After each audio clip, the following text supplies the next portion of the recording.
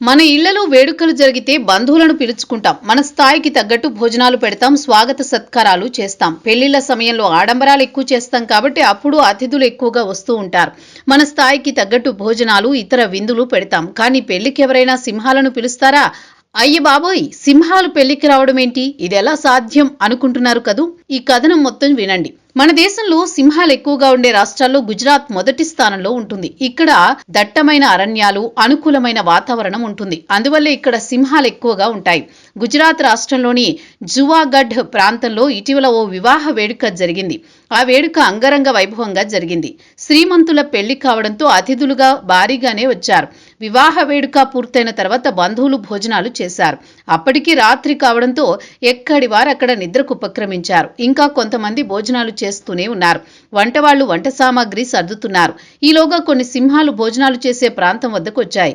అటు ఇటు తిరుగుతూ షామియానా కింద పడుకున్నాయి. అక్కడి బంధువులు కొంతమంది భయపడగా మరికొంతమంది సింహాలు తిరుగుతున్న తీరును కెమెరాలో బంధించారు. ఈ వీడియో ఇప్పుడు సోషల్ మీడియాలో విస్తృతంగా సర్క్యులేట్ అవుతోంది. ఉన్నట్టుండి సింహాలు పెళ్లికి రావడం, అవి అటు ఇటు తిరగడంతో వచ్చిన బంధువులకు గుండె ఆగినంత పనైంది.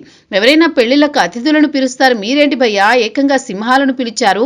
సింహాలు మీకేమైనా బంధువులా? పోని సింహాలకు మీకేమైనా దగ్గర చుట్టరికం ఉందా? సింహాలను చూస్తే మీకు భయం కూడా కలగడం లేదా? సింహాలను పెళ్లికి పిలిచారంటే మీరు ఖచ్చితంగా సింహ బలురై ఉంటారని నెటిజన్లు కామెంట్లు చేస్తున్నారు.